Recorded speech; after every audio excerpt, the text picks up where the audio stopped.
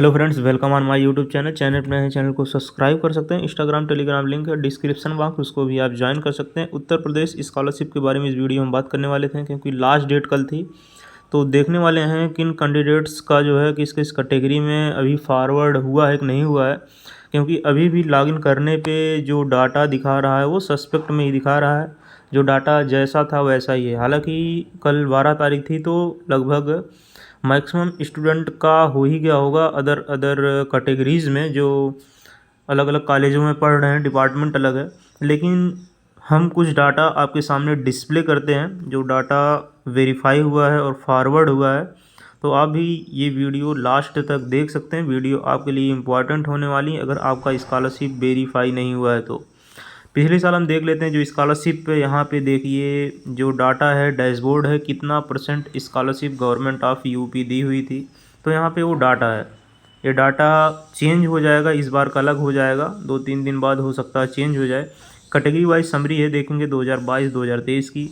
ये 72,000 कुल संस्थान हैं यूपी में जो कि पिछले साल अप्लाई किए थे स्कॉलरशिप के लिए। 81,40,124 कुल आवेदन हुए थे, जिनमें से जो कॉलेज द्वारा वेरीफाई हुआ था वो 74,40,693 हुआ था। 17,40,595 कुल लाभार्थी थे जिनको स्कॉलरशिप प्राप्त हुई थी। इसके बाद 351 करोड़ रुपए कुल आंतरिक धनराशि थी जो कि दी गई थी। पिछले साल स्कॉलरशिप अलग अलग कैटेगरीज में भी नहीं आई थी बहुत लोगों की। ओबीसी की स्कॉलरशिप तो लास्ट में ही आती है, पहले आती है एससी की, एसटी की, जनरल की। अलग अलग गवर्नमेंट का अलग अलग फंडा होता है जो गवर्नमेंट जिस कैटेगरी को पहले स्कॉलरशिप देना चाहे। लेकिन ये गवर्नमेंट स्कॉलरशिप पहले एससी को देती है, एसटी को एक साथ देती है, इसके बाद जनरल को देती है, फिर ओबीसी की स्कॉलरशिप आती है। ओबीसी की स्कॉलरशिप इसलिए लास्ट में आती है क्योंकि ओबीसी में कैंडिडेट्स ज़्यादा हैं। ओबीसी में कैंडिडेट ज़्यादा हैं, इसलिए स्कॉलरशिप लास्ट में आती है। और स्कॉलरशिप ओबीसी की लगभग 2 से 3 शिफ्ट आती है, लेकिन इस बार आपको स्कॉलरशिप एक ही शिफ्ट देखने को मिलेगी ओबीसी की। ओबीसी की स्कॉलरशिप इस बार जो है एक ही शिफ्ट में आएगी। अगर आपकी स्कॉलरशिप उस शिफ्ट में आ जाती है, 22 तारीख से आना स्कॉलरशिप स्टार्ट होगी। 22 से ले के जो है आपको होली के पहले आपके अकाउंट में स्कॉलरशिप देखने को मिल जाएगी, अगर आपका डिस्ट्रिक्ट वेलफेयर कमेटी से वेरीफाई हो गया होगा। अलग अलग कैटेगरीज़ का भी अलग अलग दिन है वेरीफाई होने का, जो कैटेगरी वाइज डिस्प्ले होता है डेट। जो ये हमारे पास डेट है उसको हम देख लेते हैं कब वेरीफाई हो। छात्रवृत्ति एवं शुल्क प्रतिभूति ऑनलाइन प्रणाली, ये भी देखेंगे 12/3/2024 लिखा। हालांकि आज का ही डाटा ये जो है आज का ही डाटा है, तो आज भी हमने इसको डिस्प्ले करके देखा था। Uttar Pradesh university of medical science Saifai tower, यहाँ पे आप देखेंगे डाटा अभी भी पेंडिंग में है। डाटा कोई फॉरवर्ड नहीं हुआ है, वेरीफाई बाय बैंक है, पेंडिंग है डिस्ट्रिक्ट स्कॉलरशिप कमेटी। ये आज का ही सस्पेक्ट डाटा है, तो डाटा अभी भी पेंडिंग में है। यहाँ पे हालांकि रिजेक्ट हो जाना चाहिए था, लेकिन अभी भी पेंडिंग में डाटा है, यानी कि फॉरवर्ड वगैरह हो सकता है, अभी भी इसमें चांसेज हैं। इसके बाद हम देखेंगे यहाँ पे जो डाटा है वो कंप्लीट फॉरवर्ड 3/1/2024 को इंस्टीट्यूट लेवल पे हुआ था। अभी इनका सस्पेक्ट है enrolment number, roll number, marks not match by university uploaded database. तो ये हालांकि बहुत से स्टूडेंट का सही भी हो गया है। हमने अदर कॉलेज में देखा तो मैक्सिमम अलग अलग तो सही हो गया। बहुत कॉलेज ऐसे हैं जिनमें जगह जगह सही हो गया, अभी बहुत कॉलेज हैं जिनमें सही नहीं हुआ है। तो जिनका सही नहीं हुआ कोई ये बहुत बड़ा सस्पेक्ट नहीं है। ये चीज़ें बाद में मैच हो जाती हैं, अपने आप सही हो जाता है। यहाँ वेरीफाई लिख कर चला आता है। तो ये भी डाटा अभी जो है इस प्रकार है, तो सही होने के चांसेस अभी भी है। क्योंकि हालांकि लास्ट डेट तो अगर बोलें तो कल ही थी, क्योंकि 12/3/2024 उसमें लिखा है कि फॉरवर्ड होने की लास्ट डेट है डिस्ट्रिक्ट वेलफेयर कमेटी से। हालांकि इसमें अभी देखेंगे चेंज नहीं हुआ है, तो चेंज नहीं हुआ है तो काम अभी भी हो सकता है। पेंडिंग है डिस्ट्रिक्ट स्कॉलरशिप कमेटी, अभी देखिए इसमें लिखा है एनरोलमेंट नंबर, तो ये डाटा सस्पेक्ट में है। इसके बाद हम एक डाटा और देख लेते हैं, pending at district scholarship committee. ये भी देखिए सेम डाटा है, ये भी सस्पेक्ट में है, तो ये भी फॉरवर्ड हो सकता है। सस्पेक्ट डाटा जितने भी हैं ये सारे डाटा फॉरवर्ड हो सकते हैं। ये भी डाटा देखिए पेंडिंग में है, pending at district scholarship committee है, तो अभी भी इसमें चेंज नहीं हुआ, कि आज चेंज हो जाना चाहिए था। ये भी देखिए ये फ्रेश है, फ्रेश कैंडिडेट है, Saharanpur medical college, verify by bank, pending at district scholarship committee. अभी भी ये डाटा पेंडिंग में, फ्रेश डाटा है, तो ये फॉरवर्ड हो जाएगा जो है, इसमें आपको टेंशन लेने वाली बात नहीं है।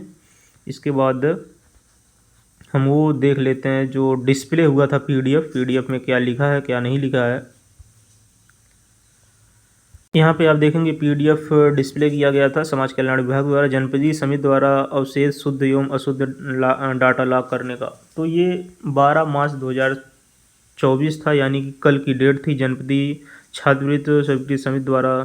तो ये डेट कल थी, तो अभी भी जो है फॉरवर्ड होने के चांसेज अगर हम कहें, क्योंकि डाटा अभी लॉक नहीं हुआ है। अगर लॉक हो गया होता तो वहाँ पे आपका जो है या तो वेरीफाई लिख कर चला आता है या तो लिख कर चला आता है rejected by district scholarship committee. तो अभी भी डाटा कह सकते हैं तो लॉक नहीं हुआ है। अगर लॉक हुआ होता तो ये जो है चीज़ें आपके संदेहात्मक में आ जाती, जो है सस्पेक्ट डाटा जो है आपका या तो लॉक हो जाता है या तो रिजेक्ट हो जाता। आप ये मान चलिए स्कॉलरशिप आपकी जो है 22 मार्च 2024 से आना स्टार्ट हो जाएगी। जिन स्टूडेंट का कंप्लीट वेरीफाई हो गया, कंप्लीट जिसका वेरीफाई हो गया है उसकी स्कॉलरशिप आना स्टार्ट हो जाएगी, क्योंकि मांग सृजन यहाँ पे देखेंगे 17 मार्च 2024 है। जिस स्टूडेंट का वेरीफाई हो गया होगा डिस्ट्रिक्ट स्कॉलरशिप कमेटी डाटा भेजेगी कि इतने स्टूडेंट हमारे डिस्ट्रिक्ट में हैं, इतनों को स्कॉलरशिप चाहिए, तो आपके अकाउंट में स्कॉलरशिप पहुँच जाएगी आधार कार्ड के माध्यम से।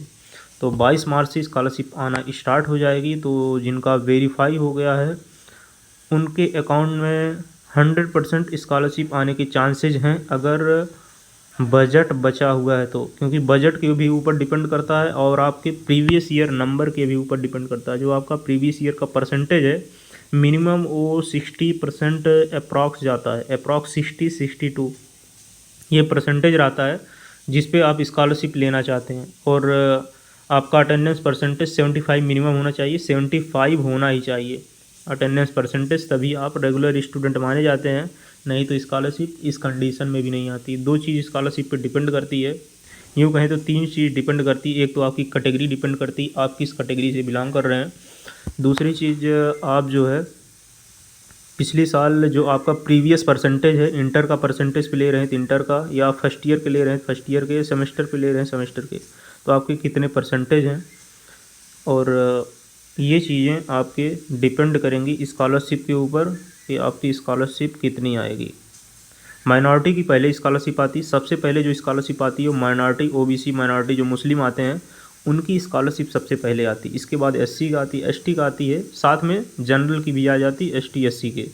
इसके बाद स्कॉलरशिप बजट बचने के बाद आती, ओबीसी की स्टार्ट होना होती है।